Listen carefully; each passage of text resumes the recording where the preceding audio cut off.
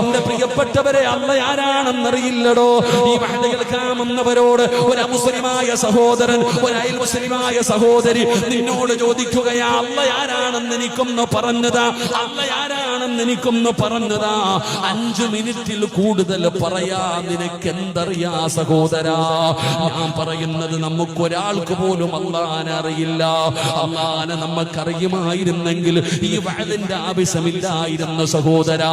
അല്ലാഹനെ കുറിച്ച് അറിയുമായിരുന്നെങ്കിൽ നമ്മൾ ഇങ്ങനെ നടക്കില്ലായിരുന്നു, നമ്മൾ നിസ്കരിക്കുമായിരുന്നു, നമ്മൾ നന്മ ചെയ്യുമായിരുന്നു, അല്ലാഹുവിനെ കുറിച്ചുള്ള ഭയം നമുക്ക് കടന്നു വരുമായിരുന്നു. അല്ലാഹനെ ഓർക്കാൻ ഇന്ന് സമയമില്ലടോ. അല്ലാഹുവിന്റെ വിശുദ്ധമായ ഖുർആൻ ഒരു സത്യവിശ്വാസിയുടെ അടയാളം പറഞ്ഞതെന്നറിയോ? താടിയും തടമ്പും തൊപ്പിയും തലപ്പാവും ജുബ്ബയുമല്ല.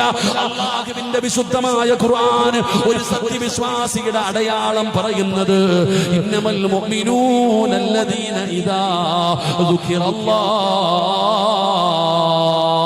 ഇന്നമൽ മുഅ്മിനൂന അല്ലദീന ഇദാ ദുകിറല്ലാഹ് വജിലത് ഖുലൂബുഹും വഇദാ തുലിയത് അലൈഹിം ആയാതുഹു സാദതുഹും ഈമാനാ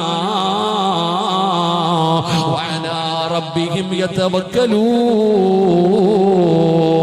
അല്ലാഹുവിനെ കുറിച്ചൊരു മനുഷ്യന്റെ മുമ്പിൽ പറയപ്പെട്ടാൽ നരകമല്ല, ഖബറല്ല, മരണമല്ല, മസ്റയല്ല, സിറാത്തല്ല, ഹിസാബല്ല, അല്ലാഹുവിന്റെ ഭയാനകമായ അദാബുകളല്ല, അല്ലാഹ് എന്ന് പറഞ്ഞാ മതി. ഒരു മുസ്ലിമിന്റെ മുമ്പിൽ, ഒരു വിശ്വാസിയുടെ മുമ്പിൽ, ഈമാനുള്ളവന്റെ മുമ്പിൽ അല്ലാഹ് എന്ന് പറഞ്ഞാൽ കണ്ണ് നിറയുമടോ, കൈകാലി വിറയ്ക്കുമടോ, ഹൃദയം പിടയുമടോ.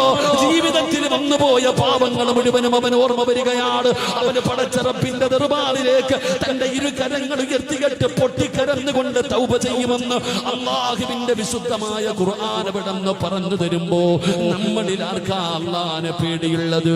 നിങ്ങളുടെ ഏത് വീടുകളിലാണ്, ഏത് ഭാര്യയാണ്, ഏത് ഭർത്താവാണ്, ഏത് വാപ്പയാണ്, ഏത് ഉമ്മയാണ്, ഏത് കൂടപ്പിറപ്പാണ്, ഏത് കൂട്ടുകാരാണ് അല്ലാഹുവിനെ കുറിച്ച് ചർച്ച ചെയ്യുന്നത്, അല്ലാഹുവിനെ കുറിച്ച് പറയുന്നത്?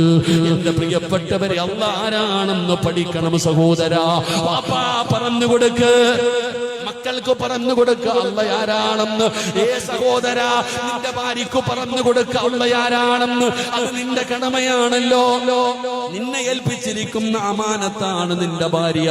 അതുകൊണ്ട് എന്റെ പ്രിയപ്പെട്ടവരോട് പറയുകയാണ്, ലോകം വല്ലാതെ നാശത്തിന്റെ വക്കിലാണ്, വർഗീയത വല്ലാതെ പടർന്നുകൊണ്ടിരിക്കുന്നു. എവിടെയും വർഗീയത.